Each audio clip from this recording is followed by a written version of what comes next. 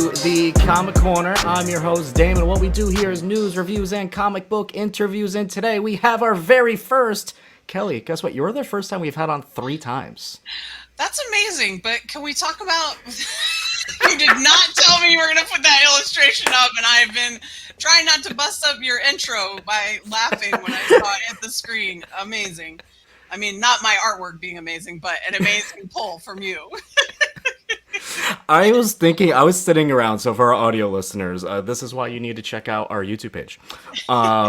Because we have an incredible piece of art that Kelly did when she was putting off some blank cover auctions out on her Substack, and I gotta say, this one was one of my favorites. It's so ridiculous. I mean, I don't want to say I was high on edibles when I was sketching that, but when you look at it, you kind of go, well, I wouldn't have trouble believing that. I have been doing a lot of sketching lately because I am overdue on my Substack, you probably know, but we're supposed to do a monthly winning for yearly backers. And I basically have not been doing it all year. Ever since Adam went in the hospital, everything went sort of sideways. I'm not trying to bring that back up. He's fine. It's great. But that plus the tax bill hitting in the fall, really, it just threw my whole year off, and I've just been scrambling ever since. And I don't want to act like I haven't been able to get my crap together, but one of the reasons I was open to doing Wonder Woman was because it hit at the right time where I'm like, well, I need a big project, I need work, blah blah blah. But all of that stuff, you never know how much time it's going to take. So I've been really behind on doing those rewards for people. And I was like, well, the only great news is I'll finally be able to go everyone wins and just give out all of these. But I've been sketching them a lot. And sometimes I get in a funk where I'm like, ugh, these are just not working. So seeing this is a good reminder to, the weirder the better. Maybe eat more edibles when I try to do them next time. There were some really good ones. I had to go through and essentially pick, and I'm going between two. It was either this or when all the birds are dressed up in the chicken suits. Yes, those are suits. always fantastic. Yes. Always. Well, I've fantastic. got now in the mix, in addition to, I still have some Birds of Prey sketch covers, but I also have some blank Scarlett covers, and I have blank Powerpuff Girl covers, and the blank Powerpuff Girl covers come in 3 different colors, pink, green, and blue, which is adorable. Naturally. And then I am going to have some Wonder Woman covers, but my God, I hope I've finished these and gotten them out to people before Wonder Woman comes out next month. Oh my gosh. Anyway. It's good times. So yeah, I did surprise you with this. That was intentional because I just kind of wanted to start things out on a fun note before we get into what a lot of people are here to hear, which is this new thing from DC. Kelly, I don't know if you heard about it. It's called the Absolute line. It's kind of a big deal, and from what I've heard, you're the writer on Absolute Wonder Woman. Kelly, how did this opportunity come up?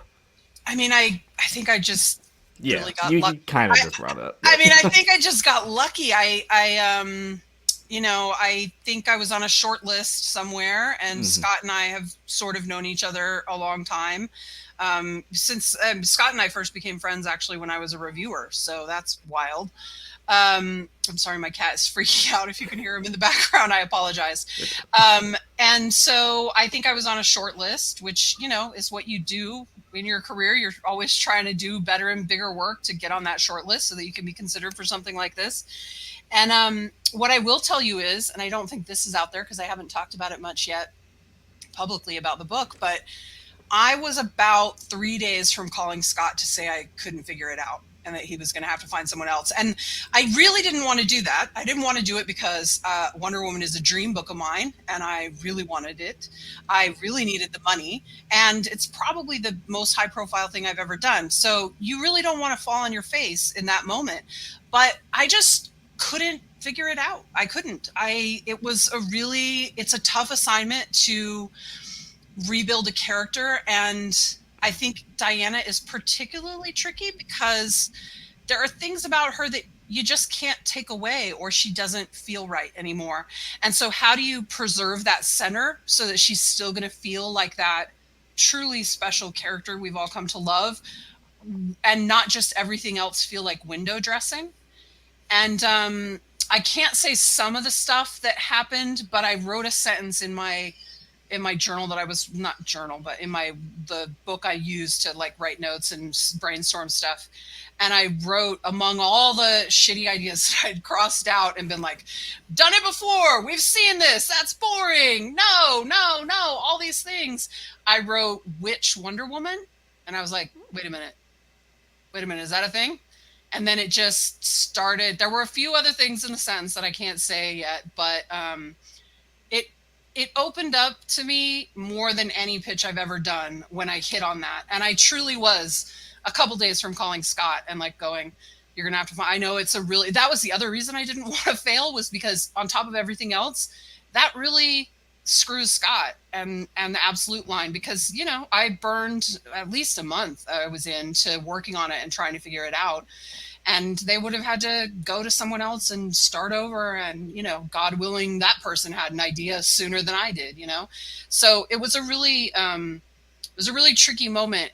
And, but I will say that it's come together like more easily and more organically than almost anything I've ever done. And like part of me, no shade to regular Wonder Woman, who I know and love and have read most of her comics.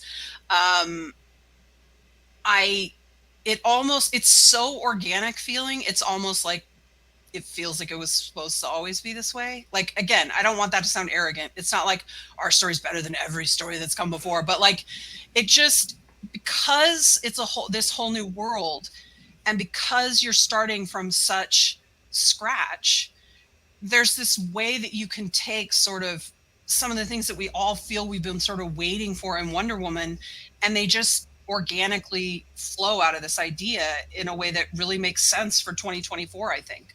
I don't know that you ever could have done this book before. I mean, maybe a couple years ago, but I think you really had to get here to do it. And I think a lot of really great weird takes on Diana, like the Dead Earth take and things like that, like I think those have helped pave the way for different ways to see her. Or even like, you know, she's a vampire, she's a baddie, a very scary baddie over in the DC Vampires book. And so like I think seeing more takes on her like helps that a little bit so that you can see it. But I will say that I think people, despite how much is different about her, I think people are going to be shocked by how much in her soul, in her heart, and what she's about, she is unchanged.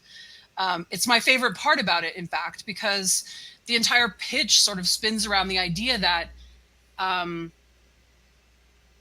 you can't take what she is away from her. Like, no matter what else you change, no matter how you try to force her into being a different hero, you still end up with this absolute compassionate badass person who just is only seeking to do good and to make the world better. It's sort of inspiring. And I don't mean because I'm some great writer. I mean, she's a great character that has moved me to tears multiple times working on this because of the very soul of her. You know, I love it. And Hayden gets it so much. I was actually going to ask you about that because a lot of the new Absolute line of books, even though we have vastly different takes of Batman, of Superman, and now your Wonder Woman, the main thing is their core values. All three of these Trinity's core values remain the same, right? So the fact that she still has that compassion, which is like one of many Wonder Woman's core values, is like so crucially important. Yeah. I have a question from, so kind of the neat thing is, when this is the third time we've chatted now, 3 times in 3 years since I've been doing this show, I now have other co-hosts with me, which is excellent. It's fantastic. We get way more interviews done this way when it's more than just me. So one of my co-hosts, TJ, aka Fat Thor on the socials, he genuinely just wanted to know, because one of the images going around naturally is Wonder Woman. I don't even know if there's a name for this thing, but I call it the big ass anime sword. Yeah, the Buster Sword. The Buster Sword. That's what I see her people calling it. Sometimes the Cloud Sword, which I guess that's Final Fantasy. That makes sense, is that too. what it is? Yep. Yeah. Yep. So people are always like, oh, she just stole the Final Fantasy sword. And I'm like, I don't even really know what that is. I mean, like, I know what Final Fantasy is, but like I've got no idea until now that Cloud had a Buster Sword. I mean, if I I don't think I stole it from anyone other than just the idea of the anime sword. I mean, Magic's had one for a while. I'm a big fan of that one being over big. I know not everyone loves it, but I will say that we deploy it pretty great in this right away.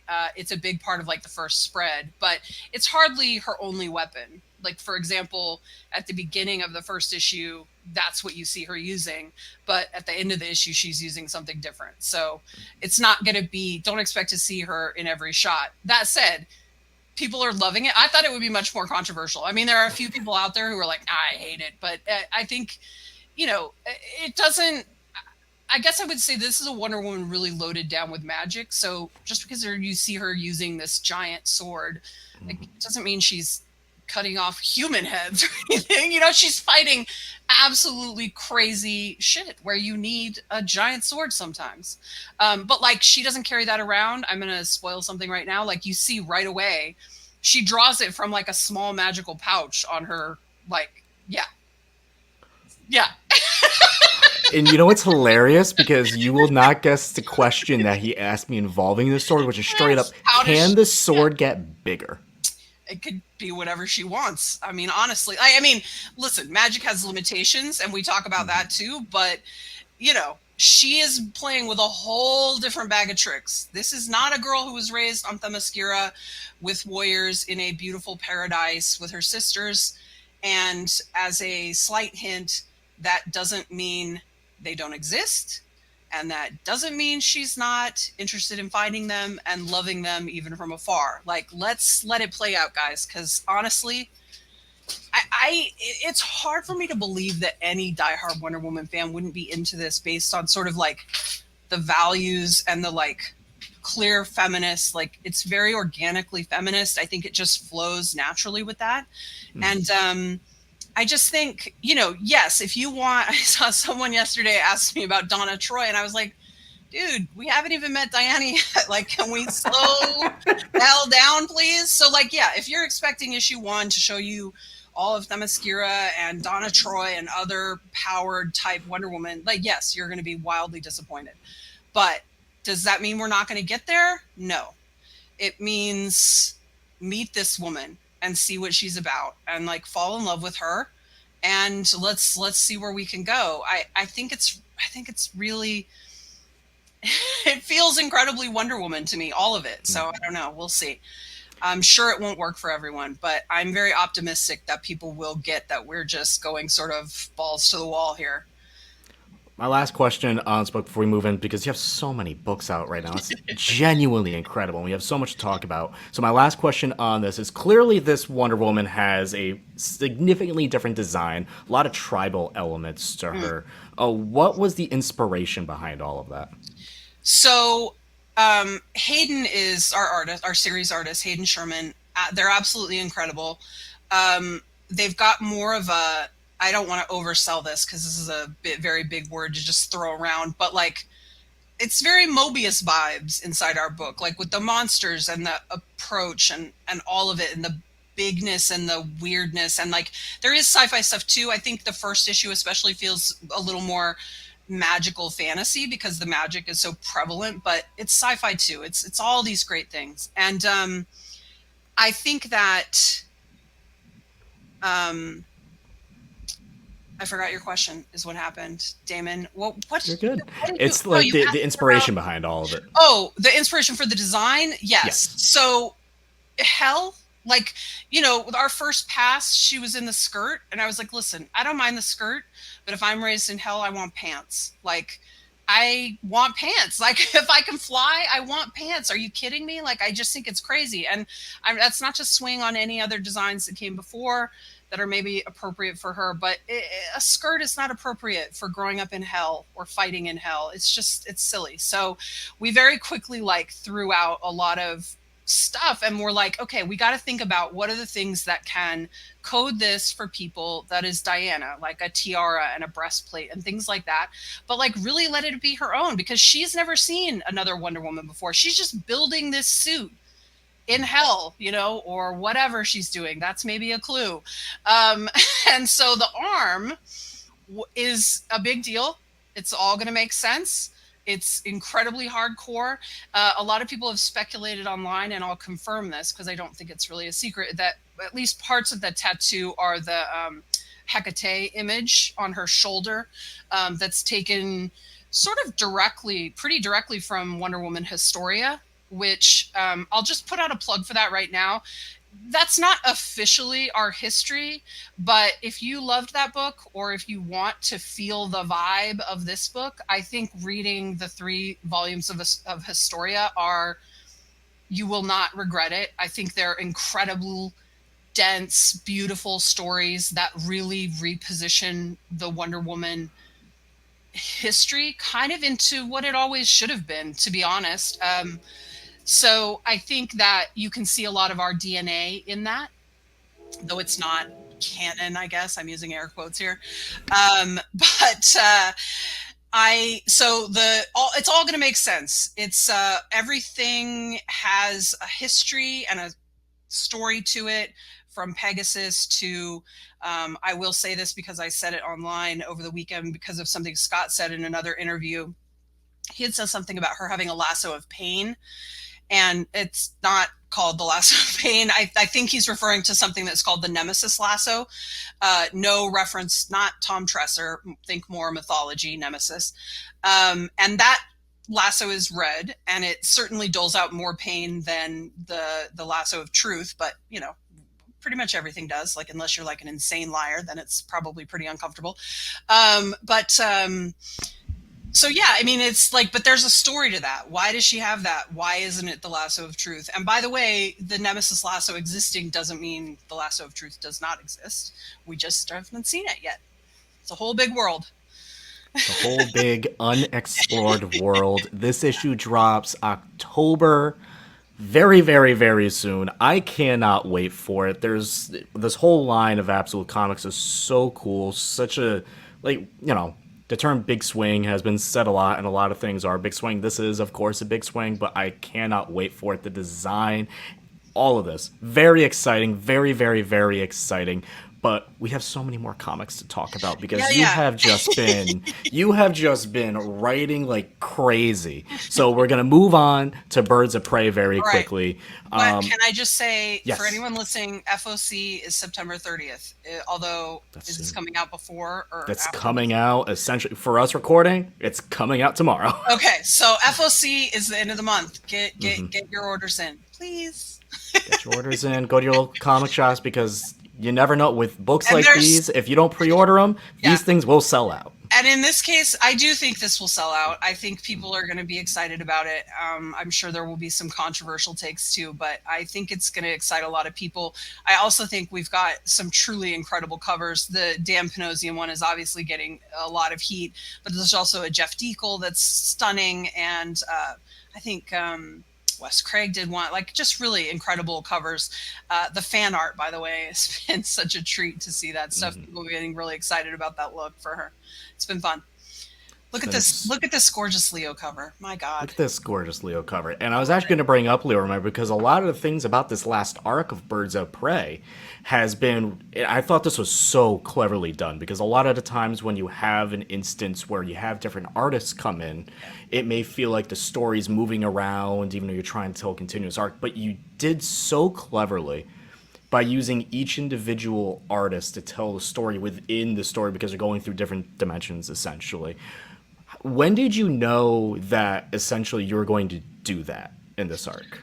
So thank you so much for saying it's good. I feel like people have been a little frustrated with this arc, and I get it, but I just wish they would understand. I mean, I really feel with comic fans, you've got some people who are just really savvy about how comics are made and how it all works, and other people who really just have no clue. And that's not a swing on them, but I heard Mattia did an incredible backup in Batman that was a small, just an 8-page Birds of Prey story, and it's incredible. But I heard all these people going, he should be drawing the main book. I mean, it was 8 pages. It took a long time. Like, that level, you guys, these aren't machines. These are human beings. They move at different paces. So, we were incredibly lucky with Leo that he's quite fast. And so he was able to do even an incredibly difficult arc that had some oversized issues, like, and he did it like such a pro, but not everybody can do that or can do that at that speed. I also think, you know, Leo and I have an advantage a little bit in that we have worked together a lot. And so we really understand what we're trying to do, which sometimes just makes it easier on everyone just because it cuts a lot of red tape out of the way where you don't have to explain yourself and stuff. So I had planned on this arc, this Worlds Without End arc, which is an ironic title now that some people are like, we're ready to be done with this. Anyway, but I had planned it for him because I knew he could handle the style changes. Although talking to him post our first volume, I mean, I think that was too aggressive. I think he was already pretty tapped out. And here I was going to ask him to do something arguably even more challenging. So in some ways, it's good he had to leave us, although I cry about it all the time, to go back to animation. For those of you who don't know, he does the Spider-Man show. He does designs and work on that. It's incredible.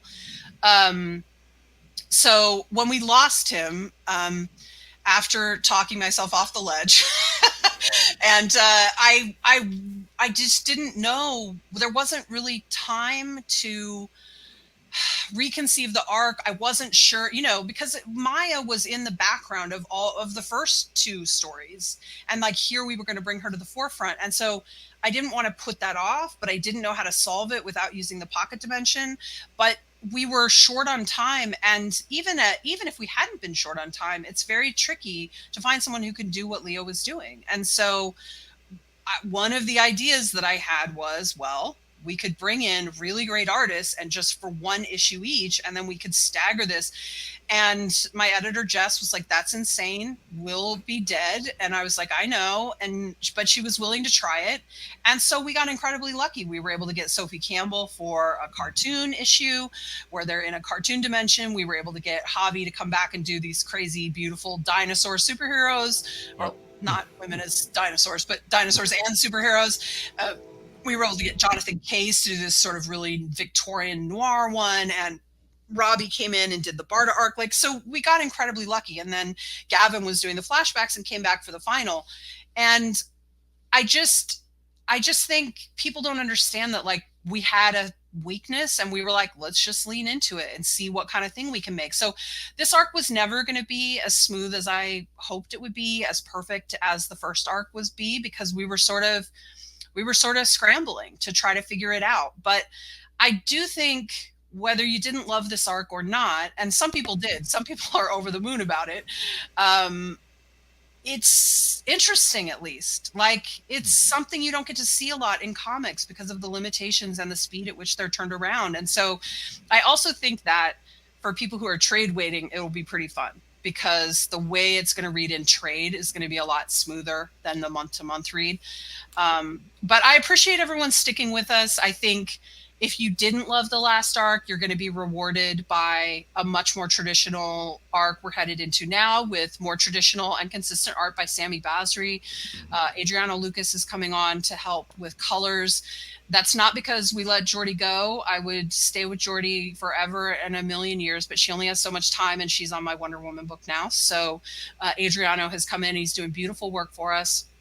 And this is a sort of cast-focused, but then we've also brought in like a real big heavy team. So it's Barda, but it's also Grace Choi and Onyx, who are super tough, big buff broads, and Sammy is having a great time with that. So we're having a great time. I think, I don't know, some people want Birds of Prey to sort of always be that. I'm more interested in it being anything these characters can do.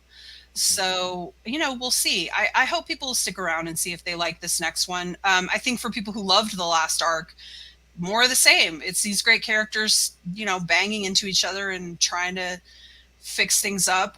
Oracle is really situated very firmly in the Mission Control, as you can tell from this gorgeous Mission Control cover.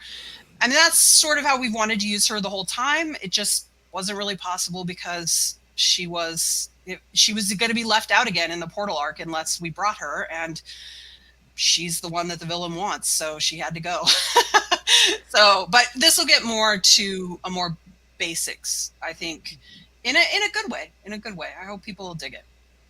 And you know, we've been saying it since issue 1. Just give the story time, and eventually, maybe you'll get what you want, which is having Oracle back in the chair for some folks, Yeah, or if yeah. you like having Batgirl do Batgirl things, you'll get some of that too. I Let was things play gonna, out. Let things play out. yeah, That's all I gotta say. That's all I gotta yeah, say on that. yeah. I do think that, listen, if you don't like the book, you don't like the book. But if you're enjoying it and you're like, oh yeah, it's fun, but I wanted this, like, I don't know. David Simon's got this great quote. I've probably said it before, probably even on your show, and it's about a writer's job is to give people what they don't know they want. And I'm no David Simon, so I'm sure I'm not as good at that as he is. But I do think there's value in that. Like, we get really hung up, and me too, on this preconceived idea of what we want from something. I was just watching an old movie last night, a 70s movie that for some reason I thought was a serial killer thing, but it was actually not about a guy being a serial killer, which tells you how creepy he was. And I realized that these preconceptions I had about it were really coloring my view of it, and then it didn't turn out to be that at all, and I really had to sort of check myself and be like, hey, you're doing it too, like we all do it, and it doesn't really serve you. Like, opening yourself to a story that you think you're interested in is like the best way to figure out what you really think about it. Yeah, absolutely. And of course, Batgirl, Big Barda, that combo, fantastic. Batgirl is even getting a solo run. Big Barda is, we may be seeing more Big Barda in other places too. It's a good time for these Yeah, characters. I mean, It's a grand time. I don't want to say people should be sending me thank you notes, but it seems like people should be sending me thank you notes. All this Cascade and Big Barda. No, I'm just kidding. It's mostly the fans. They took to that like crazy. Everyone was talking about how great Barda and Small Bat were, and now they're showing up everywhere. So like, make it loud when you see stuff you like. It's the best way to tell the companies. Honey attracts bees, as they say. Honey attracts bees. And what's really been honey and sweet has been Black Cloak. I've been loving this book. This book has been fantastic. And we are into a brand new arc. So first of all, before I have two questions on this before we move on to the next book after this, is did you know when you made the first arc to Black Cloak that you were going to be continuing it into a second one? I know you always kind of say like, yeah, maybe we had plans, but like, did you? We hoped to do it. But really, I knew we wouldn't be able to afford to do it unless Meredith was willing to like do it more like how most image, like, because we had the Substack funding, we basically were able to pay ourselves page rates for the first volume. But like, once you're into the Substack money is gone now. We spent it on Black Cloak and the Cull, and it's all gone. So to do a second arc, we really had to look at what are we willing to do it on the more image method, which is like you mostly just get paid in royalties unless they give you some advance, and even if they give you an advance, you have to earn out against that. So and Meredith, so that's really a question for Meredith, because I'm not saying I don't put in any effort. I put in a ton of effort. I love Black Cloak, but I can write an issue, if I've got my shit together, I can write an issue in a couple days. And she has to draw and color all month to get an issue done. So, and it's a tough schedule at that. So we made some deals with ourselves. Like, we wouldn't be luxuriously oversized issues whenever we wanted, like last time. So we've been very strict about 20 pages per issue and stuff like that, so that she can maintain the schedule and not lose her mind. But I'm so grateful she came back, because I just love this property so much, and that she was willing to keep going. I just love it so much. And like, I never would have said you could honestly do better than volume 1 with the visuals, but it's even more complex and deep. Like, and I don't know if she's just killing herself to get that, or if it's just she's been living in this world so long that she's just really organically thinking about it in a way that's creating just like an incredibly layered look that is just full of surprises to find. It's beautiful, and I'm incredibly grateful, because our approach is very, we don't have any caption boxes except for like the opening page, and so I don't want to explain every little thing. I don't want to tell you about the little tech. And so her attention to detail and her passion for it really tells all of that story, which is such a blessing that allows us to focus on the characters and the murder mystery and, all of that. Bring up the murder mystery of it all. It's not too often you get a book for a second arc of a book that the new arc is 5 years later. Yeah. Like, One thing, how did that come about? well, honestly, I was really worried about it. I was really worried about it. But we ended up with so many months between issue 6 and issue 7. I thought it's maybe not going to be as bad as I feared. But yeah, the end of the first volume ends very dramatically. And I won't spoil it for people. So there are a lot of, not just the aging of the characters for 5 years, but the reconciliation of what they all look like now after the events of the first volume. So there was like a ton of new design and things like that. I mean, as you'll see, I'm sort of spoiling it for the second issue, but at the second issue, they're in the trees again, which is sort of Phaedra's favorite place in the city, but like the place she was the most afraid to go because she knew it would be the most devastated by what had happened in the first volume. And while she's there, she sees all these little flyer kids, not fairies, and they're all calling Pax's dad. And the implication is that Pax and his wife have just had to adopt a lot of orphans because of like the things that have happened as a result of the first volume. So like, even though the murders are a crazy, like it's Kiros's first serial killer, and that's fun to play with and fun to explore, it doesn't on the surface have the same emotional component as the murder, the very personal murder that they were trying to solve in the first volume. But I would say there are so many ramifications of what these characters have been through and all the trauma that they're wrestling with, that sort of gets us more of our emotional components here in this one. It's beautiful stuff. I love it. It should go for 1,000 issues. It's been fantastic, and I've mentioned before, I was actually mentioned off camera, and I was going to bring it up during the podcast, and I'll bring it up now. So at my comic shop, Boom 2 Comics, here in Southington, Connecticut, we have a small little contingency of what my store owner, Dan, likes to call the Kelly Thompson fan club. There's about like 4 of us. Pretty much, we'll buy almost anything, pretty much everything you've put out, we'll buy, and he knows. One of the books we would not stop raving about, outside of another book we'll talk about in a little bit, is the Cull. The Cull is fantastic. And if you have not read the Cull yet, anyone who is listening, anyone who's watching, if you've not read this book, go read it. Because the story is phenomenal, and Mattia's art is just to die for. It is spectacular art. My only question on this, Kelly, because I was not expecting how this story would end, and did end, because it says volume 1 on here. Should we be expecting a second volume? Right now, the answer is no. Okay. And I don't want that to be the answer. I don't know if that counts for anything. Maddie and I would love to be doing nothing more than working on this right now. You have to succeed bigger financially than we did in order to do another one of these. I mean, Maddie has got to live for a year to draw that book. And it's not feasible we didn't, if Hollywood hadn't been all shut down and we got some option money and things like that, like we probably could have made it to at least do the second volume that we wanted to do so desperately, and that the ending demands, quite frankly. But I don't know. At this point, I would say he and I are talking about something else now.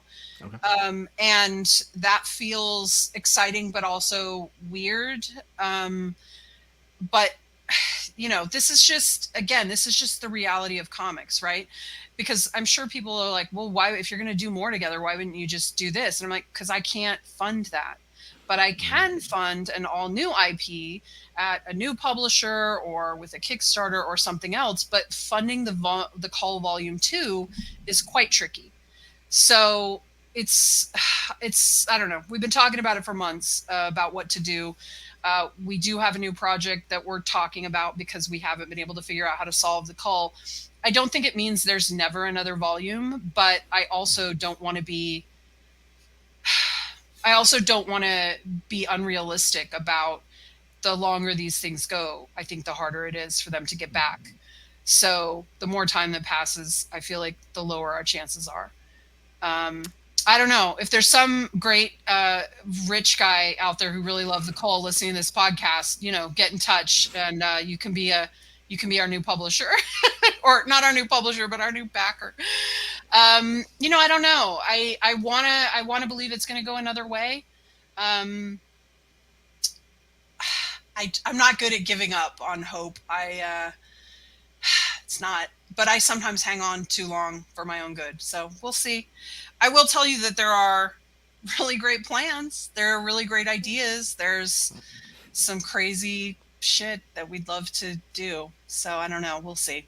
And what I need Sorry. everyone to do now is to go to whatever local comic shop, bookstore, whatever, pick up a trade and buy it. Yeah, I mean, if, Please. if everyone who pre-orders the first issue of Wonder Woman bought the trade or even a single issue of the Cull, yeah, we could make a volume 2 tomorrow. So it's in your hands, guys. Let's do it. Come on. Let's do pressure. it. Let's make it happen. No pressure. Let's make it happen. Please do check out everything Maddie is doing. He's incredible. Someone accused him of drawing an AI the other day, and I lost my shit because he works so hard. He works so hard. Like, just because his stuff is incredible doesn't mean some stupid machine did it, man. I got so mad at that That's guy. such a frustrating thing about just how things are right now. Not to get off topic, but like it is so unbelievably frustrating when you see things pop up, whether they may be true or whether they not be true. The fact that that's like this is even a conversation right now is just it Well, and the kills me. fact that It AI, kills me. like the fact that AI wants to take Mattia's job, but also wants to get him in trouble with people who don't want it to take it. I mean, it's literally the definition of you cannot win. And yeah, I ripped that guy apart because I was real mad. Also, Extraordinarily frustrating. his art was terrible. So maybe he was just jealous. There you go. Maybe. Maybe. Onto a book that is wrapping up soon in a universe that has just been exploding in the comic book landscape. This is Scarlett. Kelly, I am going to be honest. I knew nothing about Scarlett. I am not a G.I. Joe person. I am not a Transformers person. I've been reading this series and it's been super fun. I feel like I've been getting to know this character as we've been progressing, which I feel like has been kind of the point. But how did this whole book get brought up to you? So I was actually pretty similar to Wonder Woman, I think, in the sense that, I'm on a short list somewhere of like, hey, this person likes action and does female characters and can really put a stamp on this, and like, let's talk to them. And so I had a pitch I really loved, and that couldn't quite get through, but a version I still really liked made it through, which is a win. And especially a win when you're dealing with like a huge IP that's got, so many I's you have to dot and T's you have to cross. So I was really impressed that they were into it. I'm a big Scarlett fan, and a pretty big G.I. Joe fan. I don't think I'm some expert, but I loved the show as a kid. Military is not always my strong suit. I mean, I've done it. I dabble in it a little bit. I mean, Carol, I wrote that book for nearly 5 years, and she's military. She's Air Force, so it's not totally foreign to me, but it makes me a little more nervous than like superhero assassins. But the fact that they were letting us sort of have her do sort of an off the books mission, like, really helped, I felt, with like loosening up and really letting it be what I felt Scarlett was, which is she's someone who's bristling against the military a little bit at that time, not because she doesn't agree with their politics or anything, but just because she feels like she can do more and she's not being utilized. And so when you put her in this off the books situation where she's able to really like do incredibly crazy shit that would kill anyone, it's really fun. And I think Marco Ferrari is the artist. Lee Lowrish is the colorist. They are a great team. I asked for Lee because I thought, he was on a short list of people I asked for because I thought he'd really add an unexpected dynamic to it that was a little softer.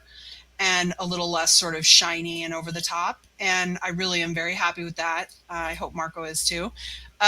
When Marco, I think when I originally conceived the book, I intended it to be like, I was approaching it more like a tighter sort of espionage James Bondy vibe. But like as Marco's art was coming in and as we were playing with it, it really had more of a John Wick quality to me, where it was a little wilder and a more chaotic.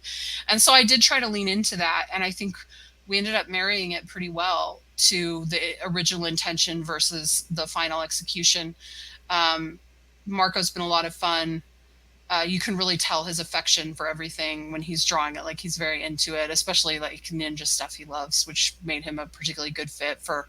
We spend most of our time in Japan in this book, so it's been really fun. And the book has been fun. Like I said, I knew nothing about Well, Scarlett, nothing of the G.I. Joe universe, nothing of Transformers, Energon. This was like my first dip into anything Energon. And it's been a blast. It's been super fun. can I ask you? I'm not trying to put you on the spot, but I'm always curious when people come to something new that they don't have familiarity with.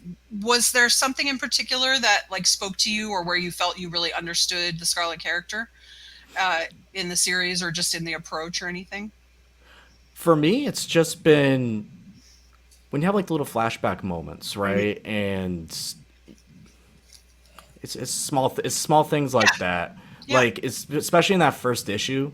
Yeah. Like I was like, all right, I'm on board. I get it, right? It's like, all right, I get it. I don't know. It's just like the setting of it all for me. No, at that's least. good. I mean, I think that's, that's key. That's issue one, right? You're trying Yeah. to do exactly that. Like, let me show you what the directive is and like get you to hook in with these characters and what they're trying to do. And that's the whole ball game, honestly. Yeah, it's the response to questions. It's the response to situations, because like that's when in an issue one like that, that's when you really have to learn and figure out what this character is and how they respond to a high pressure situation, whether it be going, to this temple or someone showing up at your house, right? And Yeah. trying to find someone. It's the stuff with that was like, okay, I get this now. Like I feel like I understand who she is. Yeah. Yeah. That's good. Characters who I do have history with. Well, this will be very quick. The Powerpuff Girls. The Powerpuff Girls. I remember at one point you said this was a little It's Jeff. And going back to the Kelly Thompson fan club at my comic shop, this is one of our pickups. This has to be one of our pickups, because this just feels like a television show played out in comic book form. How fun has this been to write?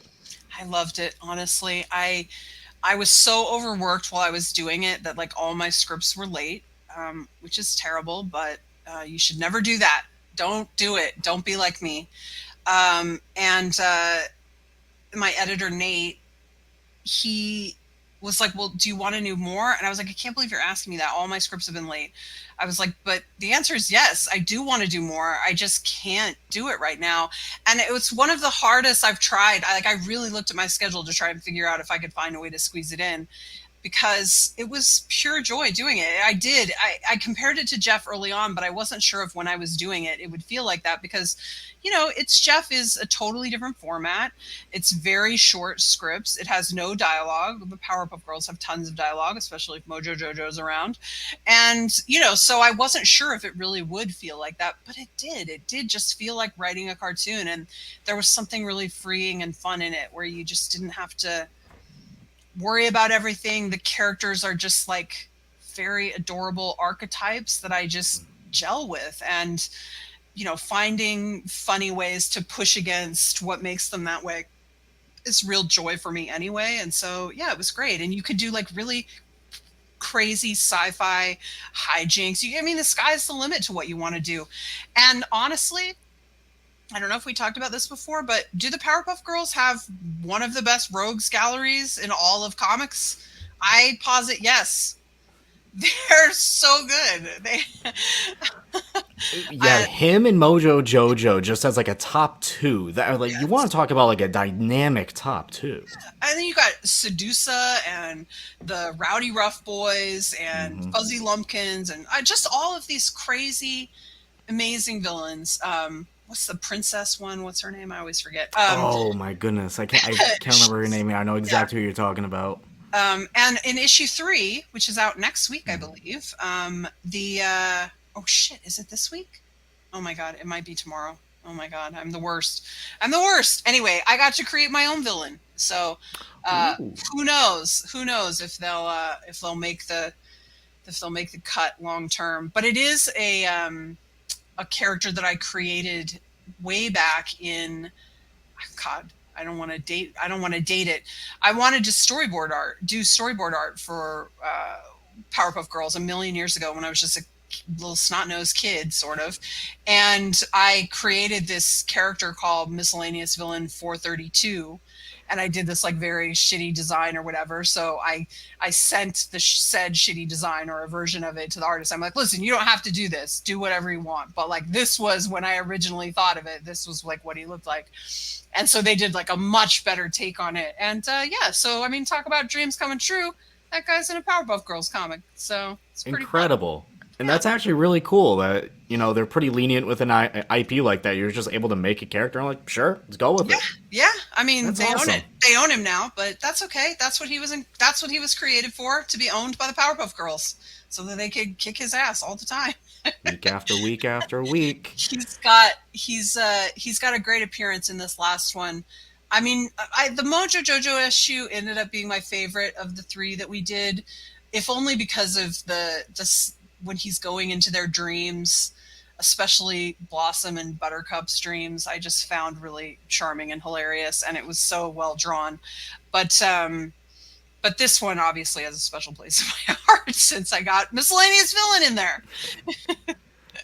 A special place in my heart, as always. I mean, My boy. as always. Look at him. Look at him. He's so Look at this Eisner Award winning Yes! boy. I mean, He it's made crazy. it. It's crazy. He hasn't even been alive that long, and he has been nominated twice and won once. He's crazy. He's sold more than almost anything I've done together because of the million reads on whatever on Marvel Unlimited. It's crazy. Look how cute he is. Gurihiru. Adorable. Man, they're just Incredible. they're a black belt in cuteness, and that is fun. But they're also a black belt in just storytelling. They're such. I mean, I could never do this with someone. I mean, there's no words. I mean, there are words in this one, but not from Jeff. And they just. It's never unclear. You always know what's happening. They tell so many words in these expressions, these micro expressions. It's incredible stuff. So I understand from a creator's point of view the cool and frustrating thing when you do see Jeff in a game that's coming out soon, like Marvel Rivals, and just this character exploding just everywhere, right? But it is pretty, like, it's pretty cool seeing like more and more people that aren't, I wouldn't even say like in the comic book space, in the mainstream space, start to know who like Jeff is. Yeah, it's really fun. It's really fun, and maybe I'll get some money too. I think like sometimes there's some things that you can, like when he really breaks out, like Marvel Rivals, I might get some money for that, things like that. So that's always an added bonus, because I don't want to say I'm in this for the money, but I do need to pay my rent. So but yeah, I mean, it's been very fun to see the Marvel Rivals stuff. I mean, I watched tons of gameplay, and I was like, oh my God, am I going to have to get this game? I was like, I can't do it. I'll never write another script. I can't do it. But it's You want to know the worst part? This game's gonna be free. yeah, it's so tempting. It's so tempting. So yeah, but the animation, if you guys play Marvel Rivals, the Jeff character that is in beta is really, really fun. And there's all these animations of him on the online and everything. He's having a time, man. He's this is out around Thanksgiving, I think, and this is actually his longest story ever. I mean, it's not longer than the collected Jeff printed, because they have to reorganize the way they do that whole season together. So those are probably a little bigger, but this is his longest in-universe story so far, 30 pages.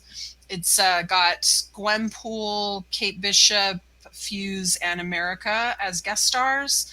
Little West Coast Avengers reunion there, mini reunion at the end. Yeah, we had a great, fun time. I'd write a million of these. And this is his second. I mean, this is technically a Venom War, so it's kind of his second interaction with of symbiote. He is. I don't want to give away the farm of the story, but I think the conceit is like he and Venom sort of get along. I mean, they sort of have similar priorities. They sort of speak a similar language in a way, and so even though there's some maybe Jeff doesn't like it at first, and maybe there's some inappropriate behavior on both their behalves. There's a bit at the end.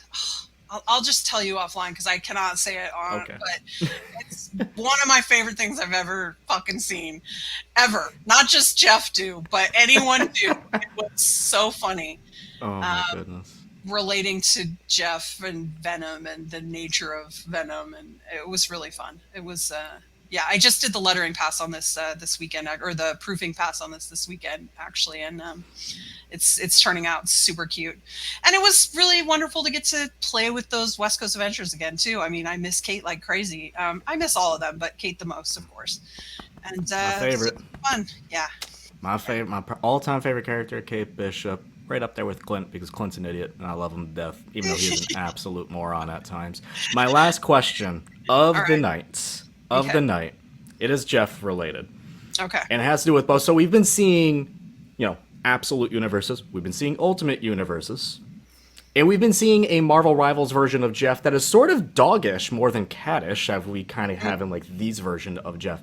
If you were to pitch almost like an ultimate version of Jeff, what would it be? Oh, ultimate Jeff. What does that look like? I don't know. Honestly, I'd have to think about it. But he'd definitely not be walking around on his hind legs, which I do not like. Which happened a lot